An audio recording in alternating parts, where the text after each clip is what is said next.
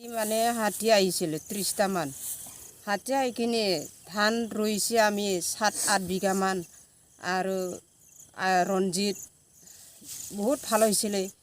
এতিয়া আৰু পথাৰটো দোল দোল হৈছে, চোতাল নিচিনা হৈ গৈছে। এতিয়া কি খাব আমি ফৰেষ্ট ডিপাৰ্টমেণ্টৰ পৰাই অলপ সহায় দিব নেকি এনেকৈ ভাবিছোঁ আৰু দিবাই লাগব।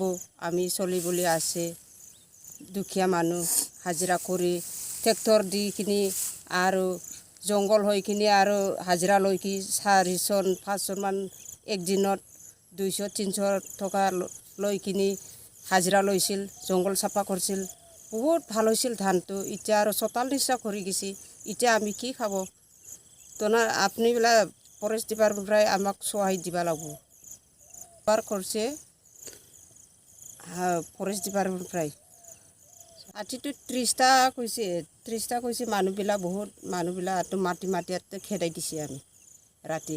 আৰু মাইকী মানুহ মেচিন লগাইহে গেছি, নহ'লেতো নাযায়ে। ইমান এতিয়া আৰু 7-8 বিঘামান এতিয়া 4-5 ডবলমান থাকছি আৰু খোৱা নাই।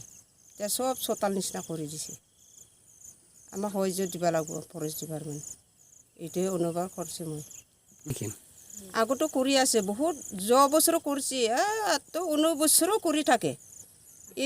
আহি থাকে। এতিয়া আৰু ঘৰত মানুহ নাই, খেদাও মানুহ নাই আৰু দূৰ জাগা আহিব নোৱাৰে। ৰাস্তা থাকে, পথাৰত আহে চেচ তামোল বাগান চেচ মৰি গ'লে ইফালে চেচ অহা যোৱা কৰোঁতে ইমান 30টা 20টা 25টা এনেকৈ আহে, কেতিয়াবা 12টা। কিমান খেদব? যোৱা বছৰতো ধানেই পোৱা নাই। এইবাৰ বছৰে আমি জানিছে ফৰেষ্ট ডিপাৰ্টমেণ্টৰ আমি অলপ সহায় পাব নাবি এনেকৈ ভাবি কিনে আমাক এই ভাইটিক জনাইছে। বুজিছিল আগৰ দিনৰ পৰা বহুত খাই গৈছোঁ। এইটো প্ৰমোদ বড়ো আহোম চৰকাৰৰ অনুবাদ কৰিছোঁ মই, সহায় দিব লাগিব।